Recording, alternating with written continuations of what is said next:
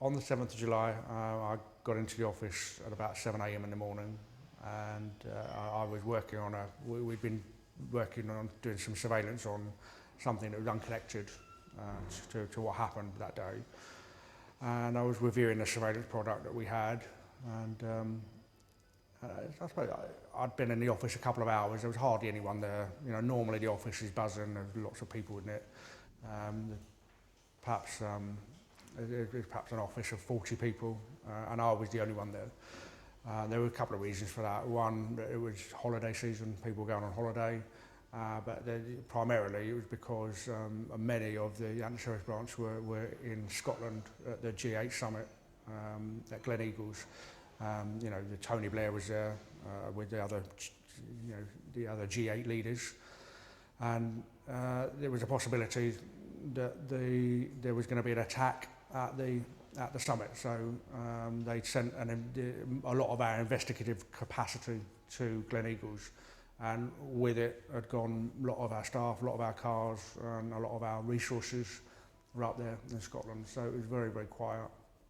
At about 9:15, we had Sky News beamed into the office on a big screen on the wall, and I suppose about 9:20, there was a news bulletin across the bottom of the screen, and it said there'd been a power surge on the London Underground. And I thought it was strange, because I'd never heard of a power surge on the Underground, and it said there was possibly people injured. And it was odd, and it caught my attention. And then at about 20 minutes later, so about 9:30, 9:40, there was then a news flash saying there had been multiple power surges on the Underground, and that there were people injured. And again, number one, I'd never heard of a power surge, and not only had we the one that day, had been a number of power surges. So I called across to our reserve room, which controls all of our resources all the time, and asked them if they'd seen what was on the news and did they know anything about it. And they said that they'd seen it on the news, and they were still waiting for information from London Underground and from the scenes. And so I put the phone down, and then the news, the tempo of things seemed to pick up in the news, and the news were obviously more interested in what was going on. And then shortly after sort of 9:50, 10 o'clock, it was then confirmed that they were explosions on the tube. It wasn't power surges, and there had been an explosion on the bus as well. So the investigation moved on away from the scenes. Obviously, the 21/7 happened, and that delayed us somewhat in terms of our investigation into 7/7. Because obviously 21/7, there were bombers that were running around that hadn't martyred themselves, and they were alive, and we had to find them. So that delayed the investigation into 7/7 somewhat, because all of our resources were expended in terms of trying to find them. Once they were captured, the investigation moved to West Yorkshire, where we had to go and live for a period of time, and that was unprecedented in terms of Metropolitan police officers living long term away from their own homes in a place where they're not a normal place of work. And the investigation focused on the three bombers that were from there, and obviously the fourth bomber was Jermaine Lindsay, who was from Aylesbury, but he had lots and lots of connections with that part of the country.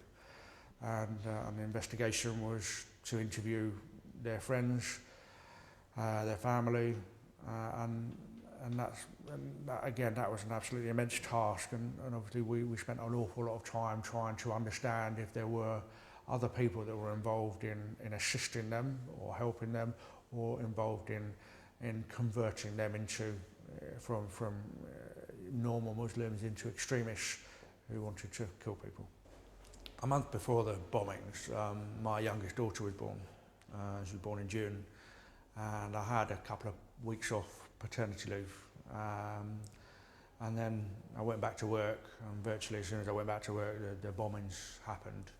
And I virtually didn't go home for 5 years after that, and my life became investigating what had gone on and trying to find out who had helped those bombers do what they did and to try and stop it happening again. The Thesis Paradox, the book I've written, there is a lot in that has helped me process some of the emotional difficulties that I faced after the bombings and try and understand myself and understand the decisions that I came to in order to focus, to become very distant from my family, very distant from my friends, and focus all of my energy and attention on solving that case and working on that case.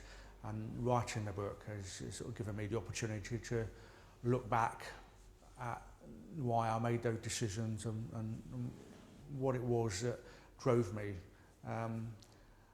to just simply do nothing else but eat, sleep and live in that life for 5 years.